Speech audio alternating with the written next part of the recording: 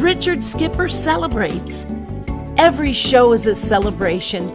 Richard Skipper celebrates the best in entertainment. Each show, Richard delivers the artists you love, showcasing what makes them unique.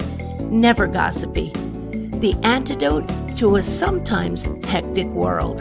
Now, here's your host, Richard Skipper.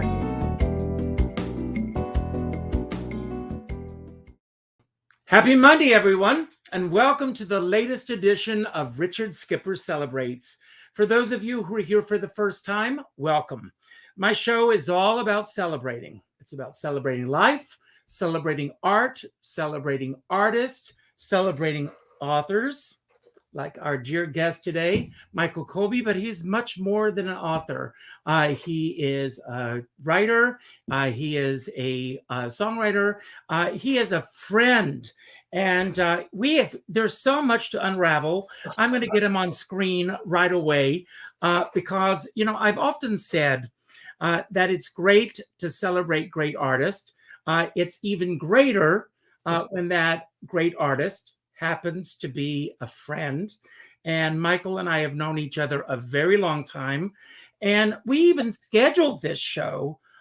This show was scheduled back in the spring. Can you believe this, Michael? And here we are. It's October. Yes. And we have a lot to celebrate. First of all, we are on the cusp of Halloween. And this is also your birthday week. Yeah. So happy birthday. It's also your gorgeous wife's birthday week. That's right. So happy birthday to Andrea as well. So in addition to those things, and you also have a show that you're going to be performing on Halloween. Well, you're not going to be performing it, I don't think. We'll talk about that.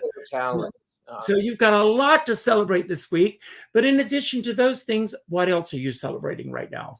Well, I have, after the fallow time of going through COVID, I have a whole bounty of shows.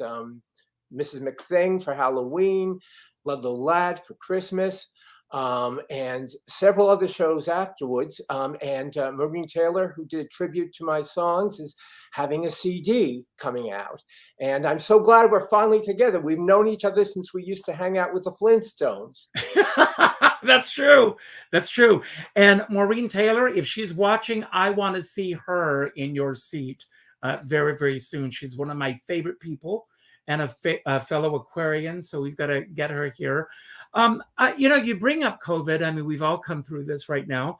And we see each other virtually a lot through Facebook and social media. But you also, in addition to everything else you do, and I don't know how you do this, but you're also a substitute teacher. Yes. When everything hit the fan, so to speak, what did your calendar look like a year and a half ago when everything started to shut down? Well, I was able to substitute teach through Zoom. So I kept busy and I was writing like crazy. And I put out a lot of videos you can see on YouTube about important themes. And just go to YouTube, Michael Colby, and you'll find a million of them. And I was very, very fortunate. Just before everything shut down, I created a one-man show, not just myself, but with Brian Summers, Alex Ryback, Jay Rogers, and you and Alex Ryback, thank you, wrote my closing song, This Minute. And that song captured my philosophy of life. We captured this minute going through life. And I did a few performances and then the rug was ripped out from underneath all of us. What can I say? You're an inspiration. But in recent times, I have taken stock in my career and the ups and downs and almost giving up on it many times. And now, as a fortune teller years ago said, I seem to be coming into my own. We'll see, in this time next year if I can still claim that. But for now, it's looking good. Well, Carol Channing, who, as you know, was a friend of mine, she used to say that some people peak in their 50s, some people peak in their 60s, some in their 70s. Shirley Temple peaked at 3. But you're about to hit a milestone birthday. I just hit a milestone birthday. Does this milestone birthday have any resonance for you? Well, how are you approaching this new decade in your life? well, I've been singing the score of 70 Girls 70 a lot because that's going to be the age. And I'm just grateful that I'm still spry and thanks to a portrait rotting in the attic and sleeping in kosher pickle brine, I've kept up pretty well. Now, you've done a lot of interviews, and I don't want to rehash a lot of the same stuff that's been brought up over and over and over again, but I do want to, I do have to address the Algonquin Kid. Yeah. Now, there is a fictionalized little girl, Eloise, who grew up in the Plaza Hotel. And some sources want to believe that she was based on Liza Minnelli, Right. although Kay Thompson denied it. I know. But you did grow up at the Algonquin. Yep, my middle name is even Michael L.U., not Eloise, but Michael L.U. Colby. So I want to know, first of all, you had this amazing childhood. Did you keep journals growing up? What was your inspiration, first of all, beyond the fact that you have this amazing story, to sit down and finally tell this story? Well, I kept a diary. Not like Mary Astor's, I promise you. From the time I was 18, 19, I think it timed out because I was very close to the Lorenz Hart family. I was a researcher on the book Thou Swell, Thou Witty. I knew his brother very well and his sister and his sister-in-law Teddy and Dorothy Hart. And when Teddy passed away and my father passed away around the same time, I said I got to start taking down notes on what's going on in my future. And it was a good thing because now it was so helpful when I wrote my book. Things I forgot were all there in writing and verification. Now, most writers say that writing is a solitary life. Obviously, you've got the diaries, you've got all these references to go back to look back on. Was it a lonely process for you? No. Or it wasn't lonely? No, not at all. In fact, it was my haven because I was not very popular in school. I was about as coordinated as a dead turtle, and I was okay in school, but I went to a very competitive school. But I engulfed myself in musical theater and horror movies and comic books. And my secret identity was as the Algonquin Kid. During the weekends, I would visit my grandparents. Then when I was 19, I moved into the Algonquin. And so I had this other life that the kids at school didn't know about. And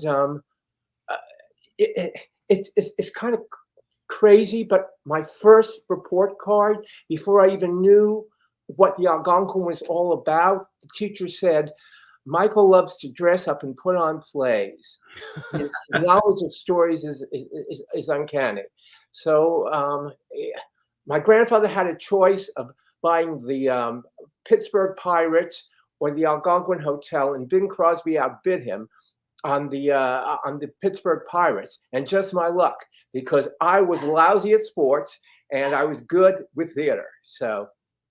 So what was it about? I mean, you could have gone in so many different directions, let's face it. But I mean, you're an amazing writer.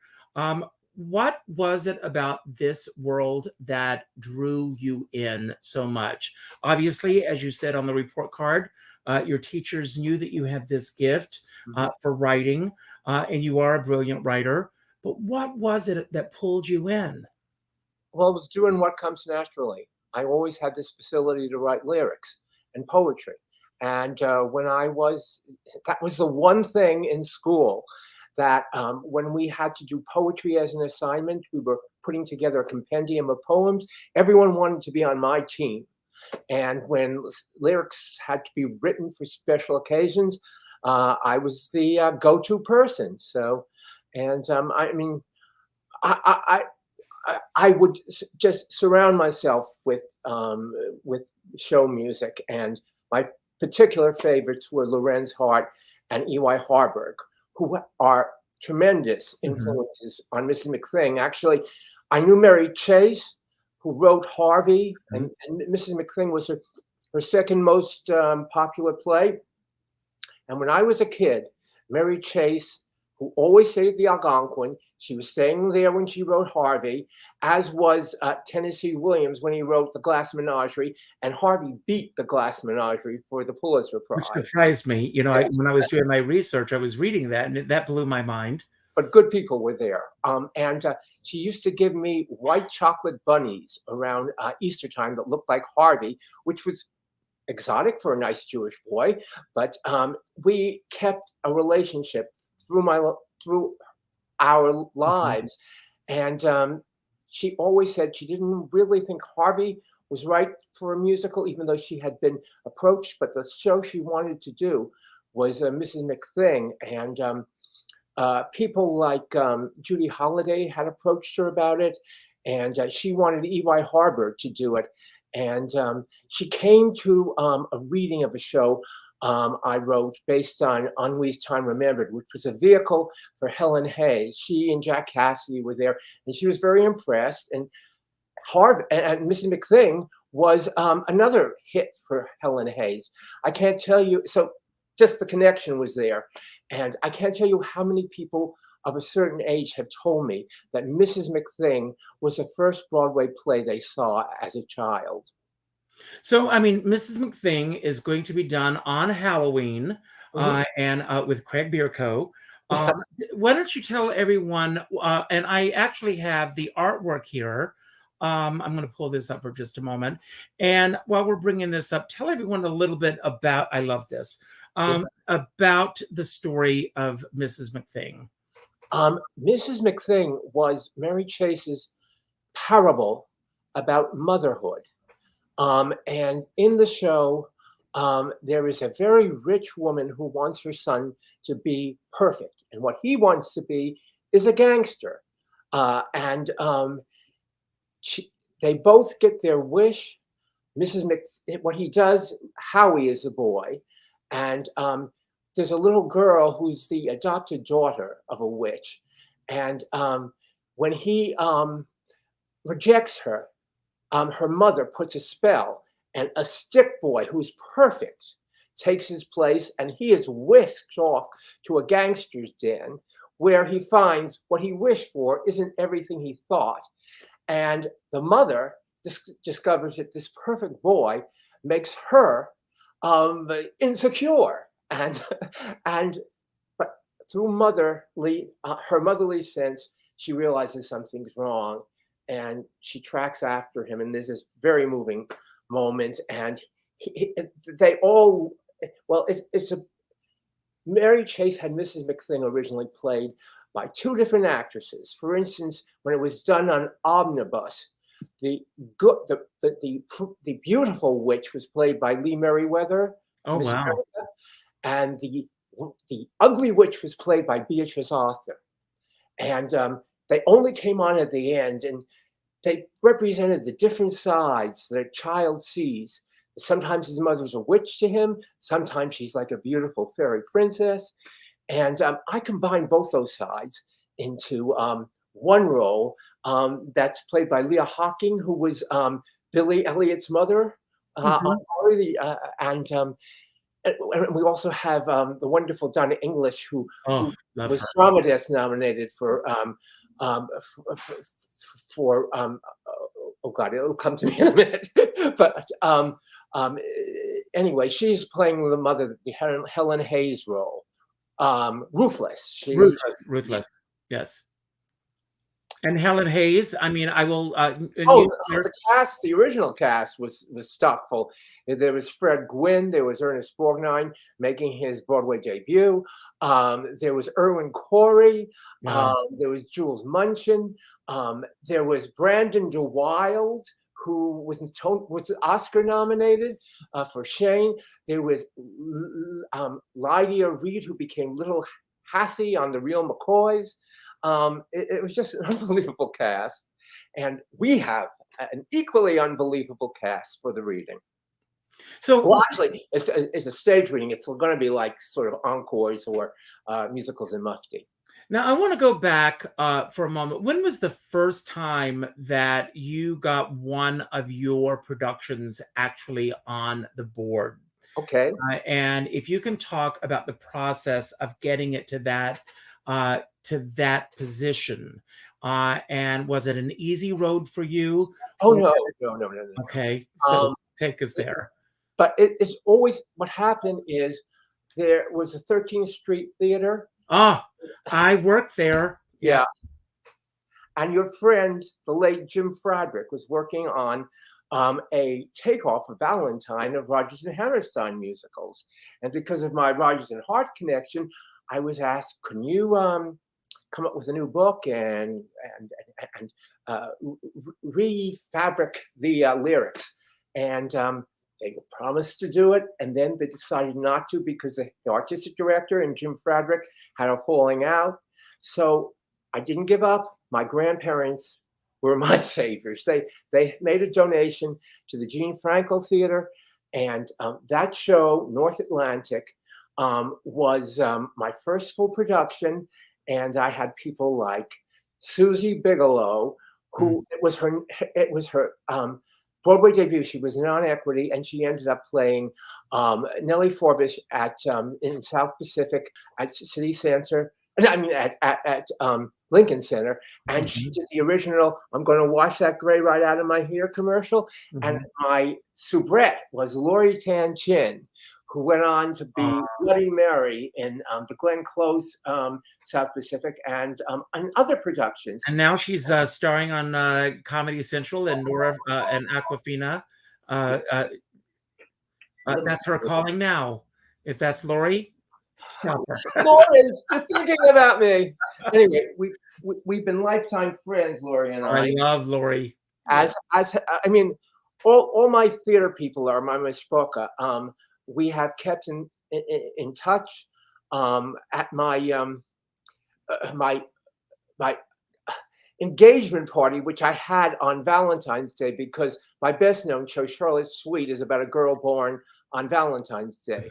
And I had my North Atlantic family there. I had my Tales of Tinseltown family there. I had my Mrs. McThing family there. Everyone. And I had people sneaking in like Liz Calloway to be there. Wow. And it's all interconnected. I mean, that's what this world is all about. It's all interconnected. So that show eventually got up. After that show, opened, was it easier for projects to come your way? No. No? The next thing I did was a musical version of Ennui's Time Remembered, as I think I mentioned that earlier. That led to a theater called the Lyric Theater of New York, asking if I had a Christmas musical in my trunk. And actually, I'm a Jewish boy who loves Christmas. And there's a whole chapter about that in my book. Yeah. So I wrote it in the perfect amount of time for a first draft of Christmas show, 12 days. And then Ludlow Ladd, which was entirely in rhyme and was done like an ongoing Christmas carol, and which is going to be done at the Winter Rhythms at Urban Stages in December with a great cast, including Joshua Turchin, who is the first teenager to ever be in Forbidden Broadway, and who's sort of a phenom.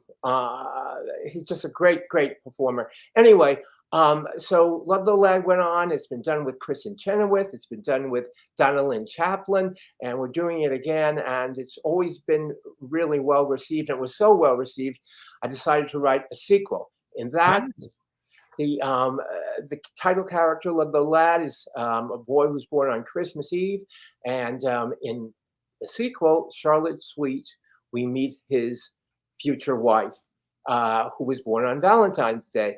And the end of the show takes place on New Year's Eve. So I got a lot of holidays covered in me. So, I mean, with me, you know, as you know, I'm all about celebrating, and you also celebrate these holidays. Mm-hmm. I mean, is that your starting off point when you start writing a new book? No, I've done a lot to cover different holidays. But my main thing in those days was to come up with a framework. I was one of the assistant on the original workshop of the Robber Bridegroom, Alfred Urey, Robert Wallman. That was my apprenticeship in theater. I learned all the ropes that way through the artistic director, Stephanie Copeland, and Stuart Ostrow was the producer. Mm-hmm. That show was done as an ongoing square dance. All the stories, all the plot, and the different songs were in that vein. So I wrote a Christmas musical in that vein, where everything is like a Christmas carol. Mm-hmm. I wrote Charlotte Sweet, where everything is like a music hall number, and Tales of Tinseltown, where everything is like a movie musical of the 1930s. So I want to talk a little bit about collaboration, because you also have worked with some amazing collaborators over the years. When you begin to collaborate with someone, do they seek you out? Do you seek them out? Is it a combination of the two? How does the process usually begin for you in most cases? It's been a combination. Sometimes it's luck. For instance, the late composer of Charlotte Sweet and Ludlow Ladd, Gerald J. Marco, picked up a phone book. And the first name under producers was a kind of champion of mine, an agent producer named Charles Abramson. Mm-hmm. So A came first in the phone book, and that's how that happened. I have an upcoming show option for Broadway called Dangerous, which I wrote with John Introcaso. And in that case, the orchestrator, Larry Hockman, who worked with me on Tales of Tinseltown, went to see a reading and said, what you need is someone to redo the lyrics. And so I was called into that, and it was another match. And the show I wrote about Yiddish theater, which is going to have a presentation in June, I was recommended for that by a friend. Sometimes it's I don't usually take new things on unless I know they're going to happen, but a lot of them I had to turn to my grandparents to help finance in the old days. But Mrs. McThing was picked up out of all kinds of submissions at the Goodspeed Opera House for its inaugural season at the Norma Terrace Theater in Chester. Now, you brought this up before, and I mean, you had a quite a road to that show. Yes. And if you want to go there, I don't mind. I don't mind. No, you asked me, so I'm gonna let you. I think it's important. You're in the driver's seat, so I'm gonna let you take over. Yeah. Here was I seemed to be on. Going up. On my way. Charlotte Sweet had got me a Dramatist nomination. Mrs. McThing had been chosen out of all kinds of musicals, and we had a really rough rehearsal period, which ended in the first reviews being raves, saying we were going to be the next Annie. We had someone in the cast who was unfairly let go by the producer there. And there was a upcoming article just before we opened by the Variety critic, Maureen Taylor, and he was a big fan of this person. And on the eve of my 33rd birthday, this like the most horrible review you ever read came out. And he said how lucky the star was to be out of our show. And I had a moment like James Stewart in the pivotal scene of It's a Wonderful Life. And I ended up in the hospital. And the attendant doctor, guess where he was the night before? He was seeing Mr. McThing and he loved it. And I so wished he were the reviewer for Variety. Things might have been different.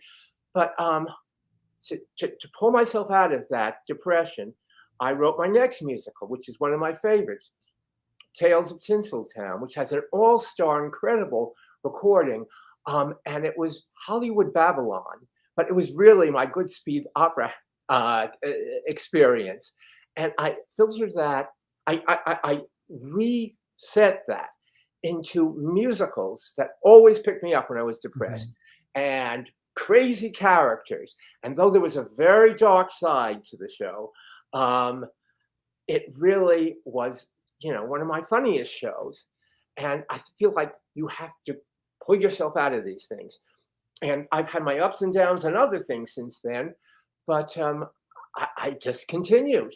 And I'm having this renaissance this year. And I just, it's a reminder that. Do you mind if I go back to that moment for a moment? Because it's very important, because a lot of people have these moments. If you're in show business, I think everybody's going to have it at least once, where we unfortunately give power to one person who, with a pen or now a typewriter, and unfortunately in today's world, where someone can write something and it goes out to millions of people with just a send button.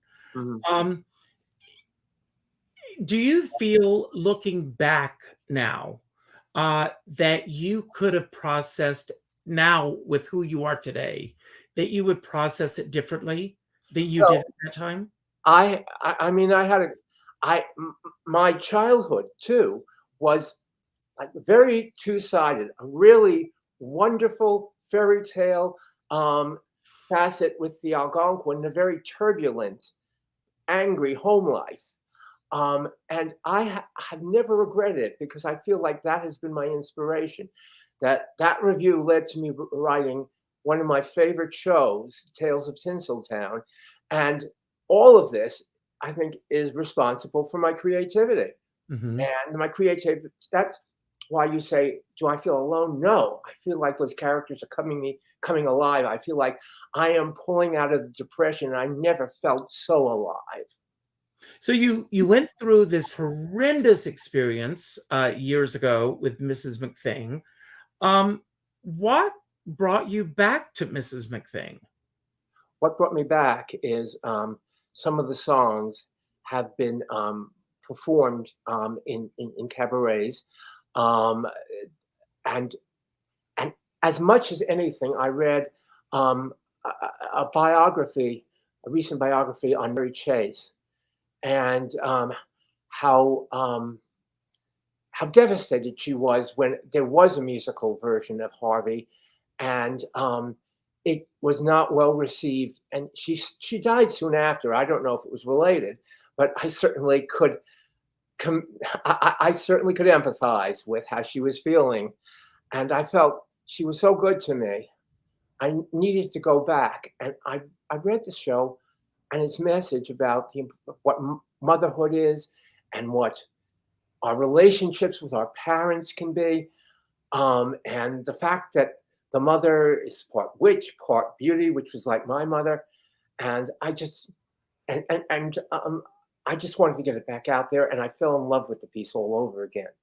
The score is just incredible, and Mary Chase's play is just remarkable, and it's fantasy. To me, it's almost like the Wizard of Oz or Peter Pan in its message and its phantasmagorical quality. Well, Harvey, I love Harvey. It's one of my favorite movies, and I saw it a few years ago when Jim Parsons did it, and I loved it with him in it. Hey, Roundabout, come and see us. What was that? No, it was at the Roundabout, and I've been trying to get them to come and see us. No, it just incredible. But so when the musical version of Harvey was created, did she relinquish creative control? Or did she not have control with this? She had turned down a lot of offers. I don't know how directly involved she was. I can't say. I just know that she was very disappointed by the reception, and it made her, just like at Goodspeed, it made her feel like her creativity was not being acknowledged, was not being received by the current audience. And but I want to honor her because Mrs. McThing is so wonderful. I want to bring it back in my way if I can. Well, as a creator yourself, as an artist, when you are in a situation, when you are creating a musical or a new show, and sometimes when you're putting a team together, your hope is that the alchemy of that team is going to come together and create magic. Yes. And based on productions that I've seen of yours, 99% of the time, you hit a home run. Yeah. But every once in a while, there may be elements that may not be what you're exactly. Nobody bats 1,000. Right. And I mean, even with Mrs. McThing, because everything's so PC right now, I went back and Mary Chase had jokes about beating up grannies, and I really wanted to change that.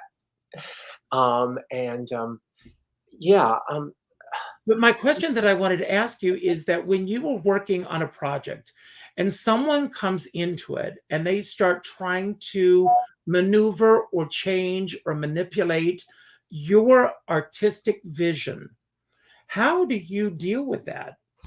Well, that happened with me on several things.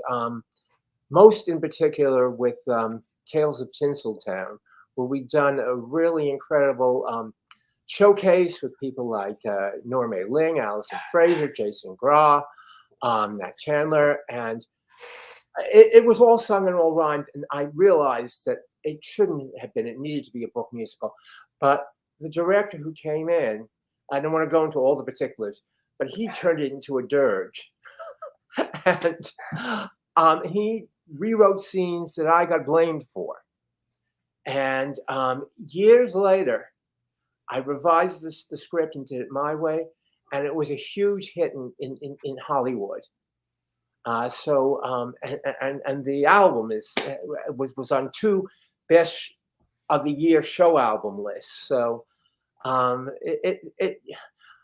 glad that I trust my judgment, and I'm always a team worker.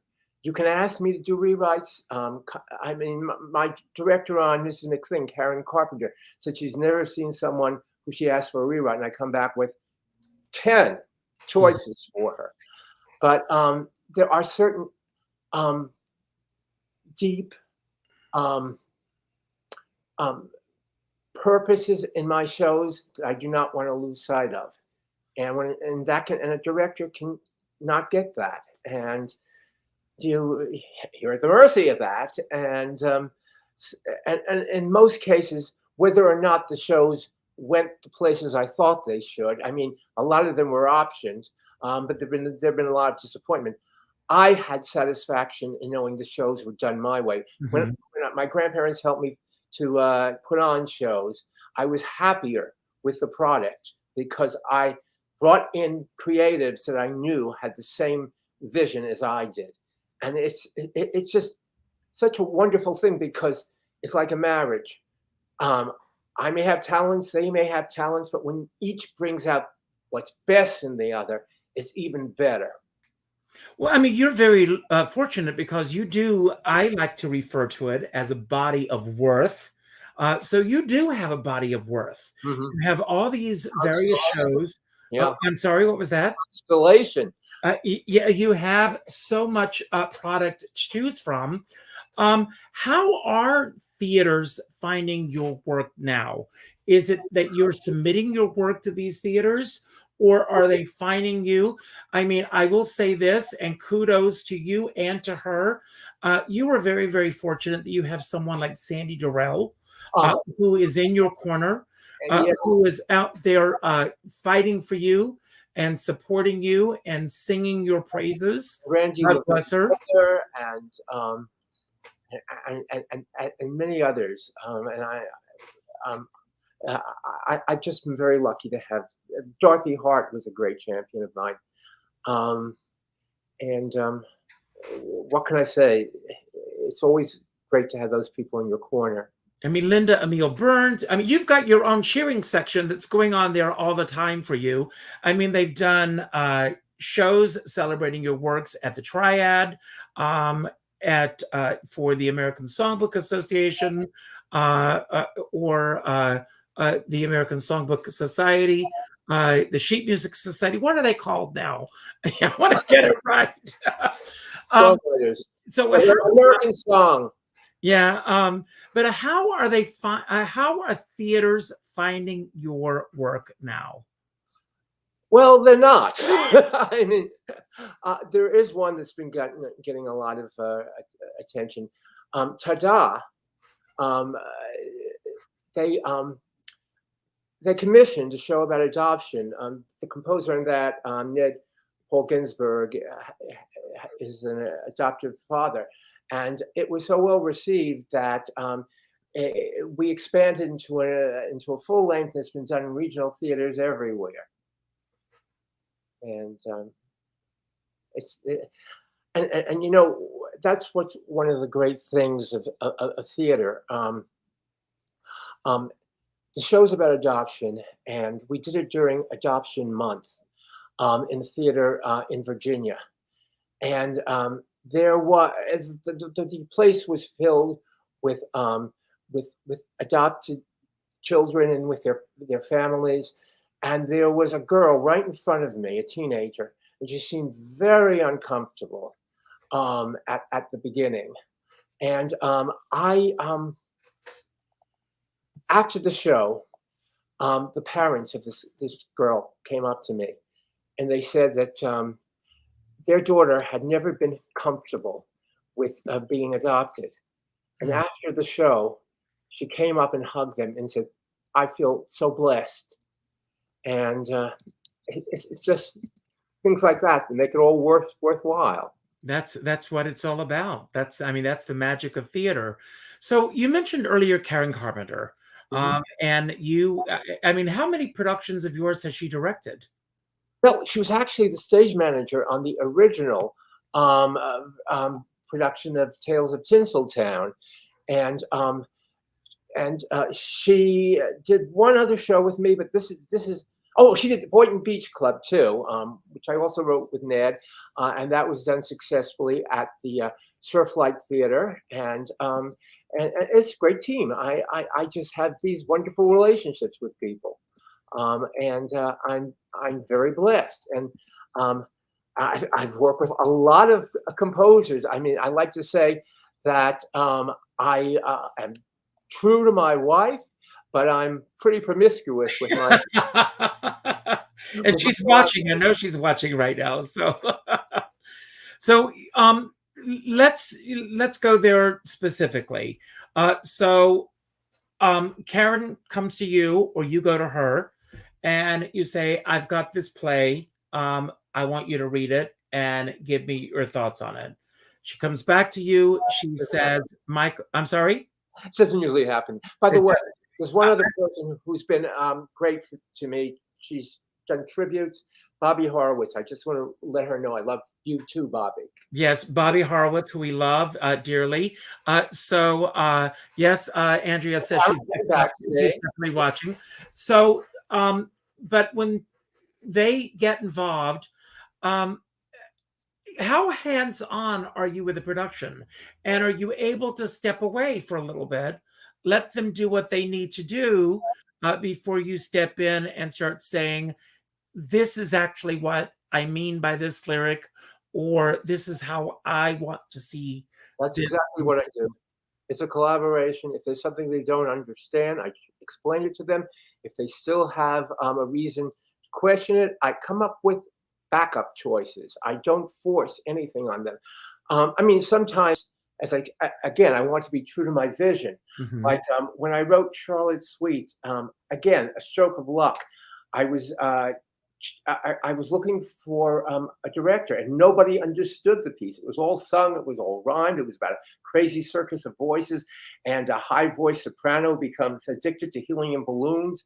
I called Murray Horowitz because I loved Ain't Misbehavin', and he was one of the creators of that. Mm-hmm. And he wasn't available, but he appreciated Charlotte Sweet, and he put me in touch with an in-law of his, Edward Stone. And Ed, some called him Ed, some called him Eddie. I called him often. Anyway, he was very close to Christine Ebersole, but that was his main, doing her nightclub act was his main claim to fame, and working a little on the Saturday Night Live. We just hit it off. And I asked Ed to direct Charlotte Sweet, and it was magic. It was magic. But Ed wanted to cast an old schoolmate of his as Charlotte. And I had written it for Mara Beckerman, whom I discovered in Ludlow Ladd. And I wrote the whole thing. She couldn't get her equity card. I said, Mara, I will help get you your equity card. Mm. And Ed wanted to cast his Ithaca schoolmate, Polly Penn.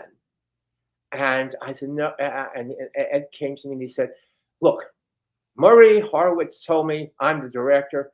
I get the final say. And I said, I'm the producer. I get the final say. So as a compromise, Polly Penn was cast as Skitsy Schofield, a schizophrenic character. And she got the Hirschfeld. She got incredible reviews. And everyone thinks we looked for this part high and low. But it was accidental, and it was pure, just God. So things like this make me believe in God, that there's a spirit that moves us to these decisions, and everything worked out perfectly. And Mara got a Dramatist nomination out of it, opposite Betty Buckley and Ellen Green and Twiggy and Natalia Mara. I can't pronounce it. And Einberg Makarova. Yes. It just, and all of these people, they're my family, as I said. And they come in, they'll do shows with me. And it's just so wonderful. I stand by them, they stand by me. And we make magic together, which is the most popular song from Mrs. McThing, How Do You Make Magic? Michael Feinstein and others have sung it. That's wonderful. What is the longest process from the seed in your head till opening night of any show that you've worked on? The writing takes me no time. It's getting them on. Well, I know it's getting it produced and getting it on the boards. But, from the moment that seed is planted in your head to getting it in front of an audience, what is the longest of any show that you've worked on?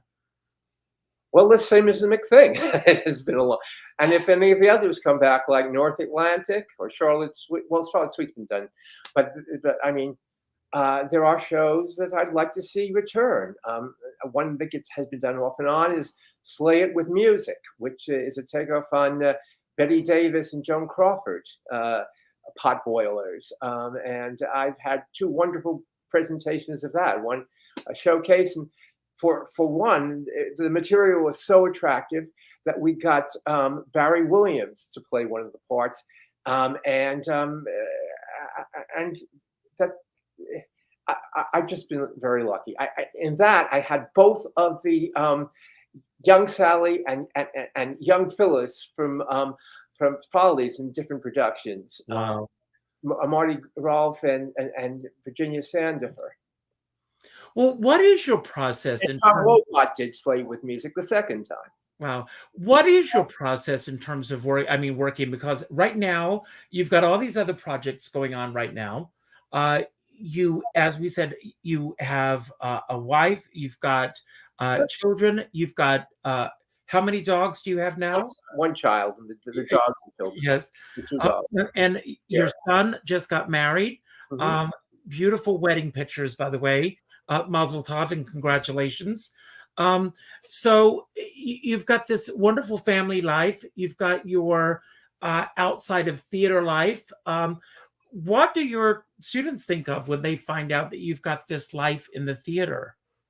Oh, there was one day when I was teaching in Metuchen, and it was when my book came out, and there was a big article in the New York Times about me and my book, and I told the interviewer that when I'm in New York, if people say, "Oh, there's a writer, Charlotte Sweet, there's a guy from the Algonquin, Michael Colby," but when I'm in Metuchen, all the kids recognize me and they say, "There's Mr. Colby, there's Mr. Colby." And that was the last paragraph in this article in the New York Times. I grabbed it on my way to school and was reading it in a spare moment. And I read it to the kids in the class. And I was so glad that I was reading it for the first time and sharing it with the kids. What surprised you the most about the book after it was written? When did you know that it was ready? I mean, obviously, writing. Well, I have to credit Sandy Durrell again. I wasn't sure whether I could write it. And we did it serialized on theaterpizzazz.com. And then it was picked up by Bear Manor. What surprised me, besides like going back and finding the typos in the first edition, was how well received it was, and just that. And the school, I went to Woodmere Academy. I grew up, I mean, my days were spent in Long Island, the 5 towns, with a Southern accent, and they taught me to speak properly like a Long Islander. But these kids were not aware of that. And the show I wrote based on ennui, I was interviewed and mentioned that I'd read the play Leo Cadia, Time Remembered, first in French class.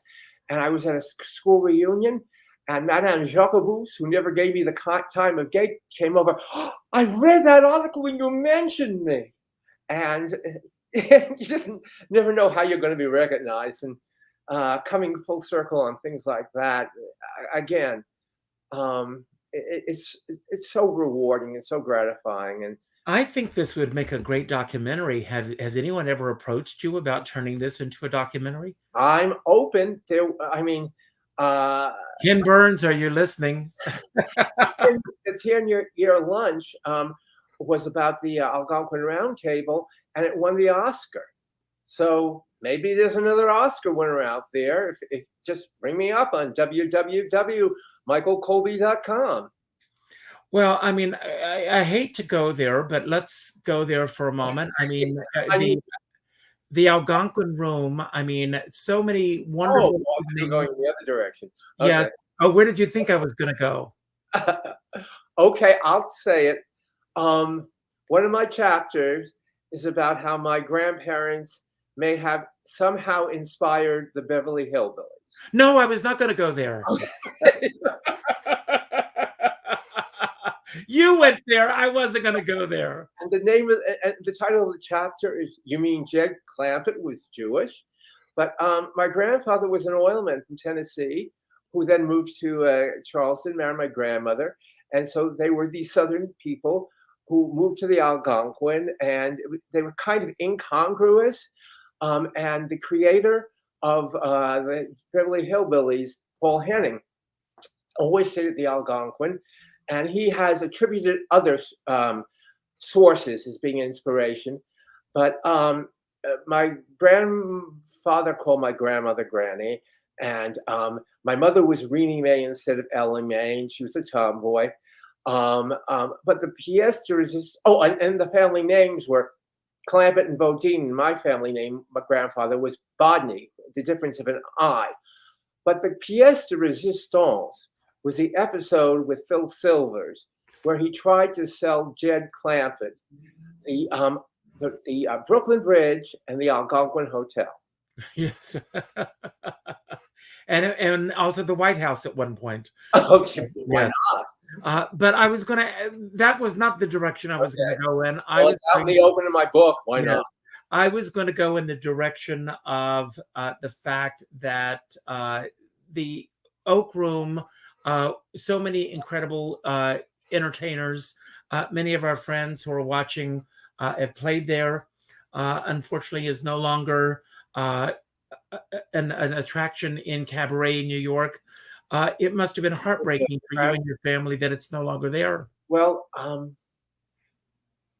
although the room had been open before, around World War II, it was closed. But Greta Keller had been popular there for some time. But my uncle Andrew, who's married to my mother's sister Barbara, and Don Smith were very close friends.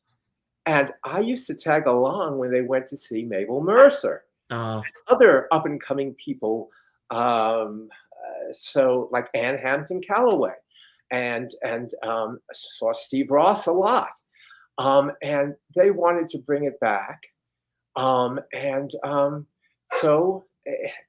like January 1980, 81, there was a great big opening, and Steve Ross was the first attraction, and I've been close to Steve ever since. And they actually wanted to make it a room for Mabel Mercer, but that never happened.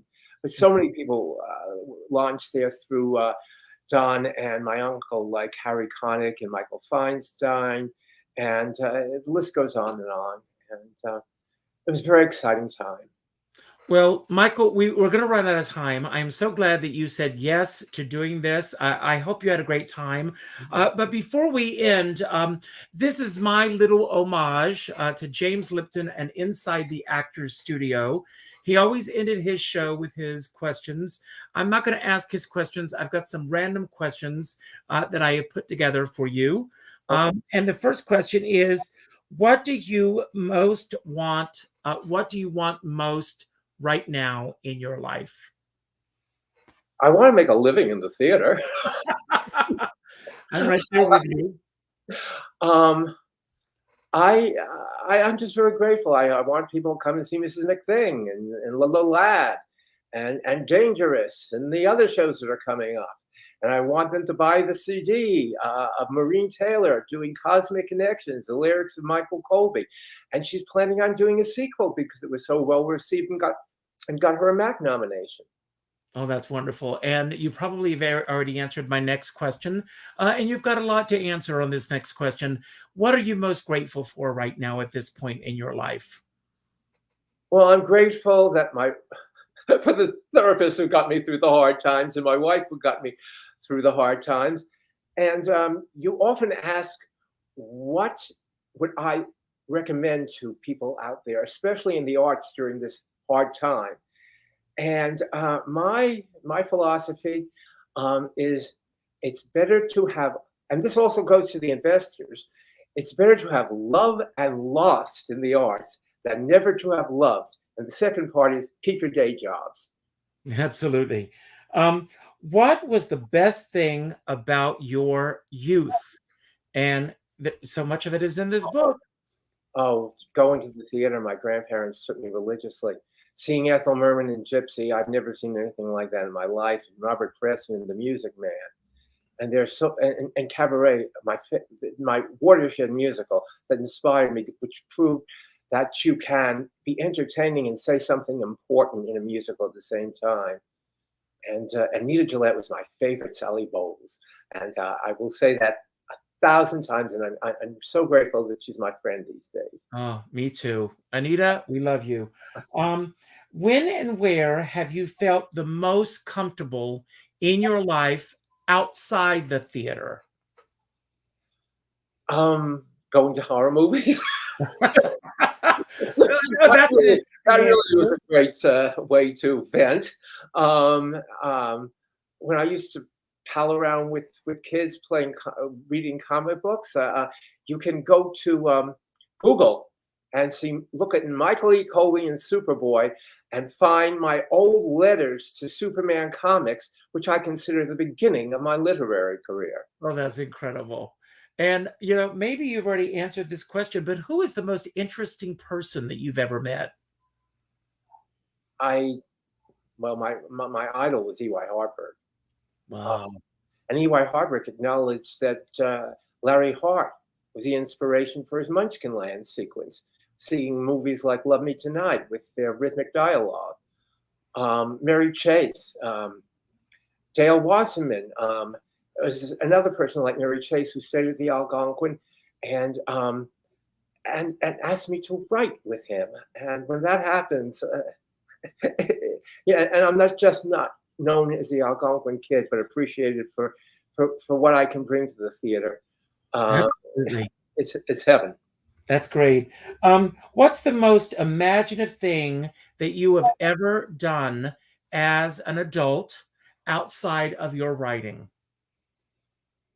Oh, well, when I proposed to my wife, I tell this story. I wrote a song called Better Late Than Never the first time I worked with Jack Urbant, and I also worked with Dale Wasserman on a show that just missed being a hit. It was based on Mark Twain's stories, and it's called Great Big River. But I wrote a song in it called Better Late Than Never. And I had been courting my wife, Andrea, and she thought she was going to end up a spinster. And I thought it was my 34th birthday, and I was going to end up like Bobby in company with everyone saying, Michael, Michael, baby, Michael, booby, and a birthday cake. But I proposed to Andrea, and this is how I did it. I told her, I want to record this song, Better Late Than Never. Would you, I need a demo of it. And she's a wonderful pianist, and she played it for me. And I got down on my knees and pulled out a copy of Wagner's The Ring. And I said, Andrea, will you marry me? And will this ring do until we can pick out a real one? Oh, Better Late Than Never was my theme. Wow. And she said yes. Yes. That's wonderful. I should hope so. And, and my last question to you, I want to pull up a picture here. And look at this. Look at you. You haven't changed. Little rascals. Yeah. You have not changed a bit. What would you say to this little boy now? You're about to turn 70. You said so yourself. What would you say to this little boy here? Well, first, keep smiling. And secondly, hold on to your hopes and dreams, and whether or not they come true, they'll be worth pursuing. That's great. Don't go anywhere. I'm going to say a few final remarks myself. I want to thank everyone for being here today. I know that I can speak for Michael when I say this. We don't take it for granted that you could have been anywhere else for the last hour. The fact that you chose to spend it with us, we don't take for granted. So thank you for being here. If that's an agent for either one of us, we'll take the call. I think that was Mary Chase saying I approve. What was that? I think that was Mary Chase saying I approve. That's wonderful. If this is your first time here, please sign up for the Skipper Crew. That means you like what you've seen here. Please check out the over 300 other artists that I have celebrated here on Richard Skipper Celebrates, and hopefully the other 300 that are coming ahead of us. Hit the like button. The secret is like, comment, and share. And that will elevate this to the top of the ranking on YouTube. And come see Mrs. McThing, too. And go see Mrs. McThing. The details will be in the subject underneath this video at the end of this show. So all those details will be there. Check it out.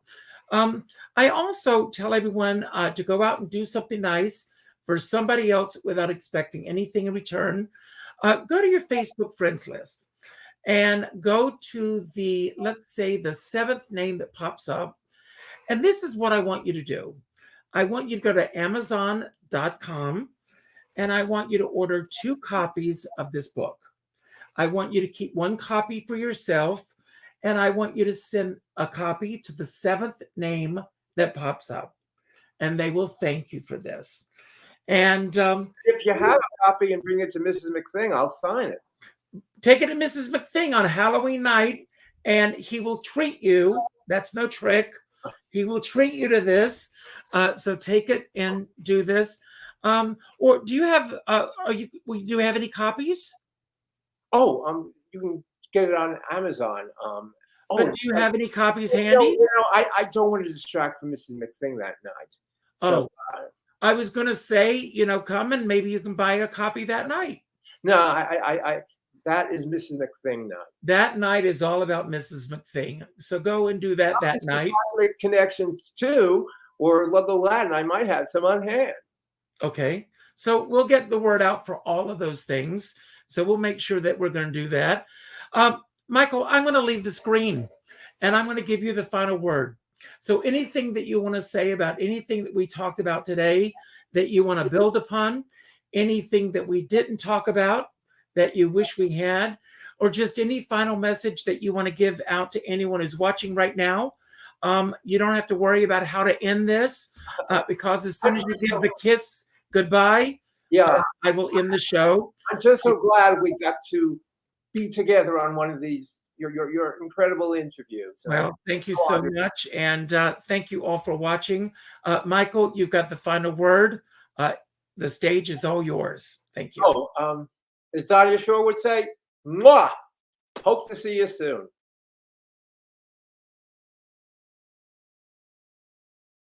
Oh, am I still on? Okay. Let's see. I have lots of products here besides Tales of Tinseltown, the CD, Charlotte Sweet, the CD on J Records.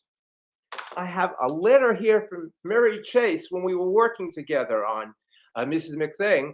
I have no idea if I'm still on. Somebody give me a clue.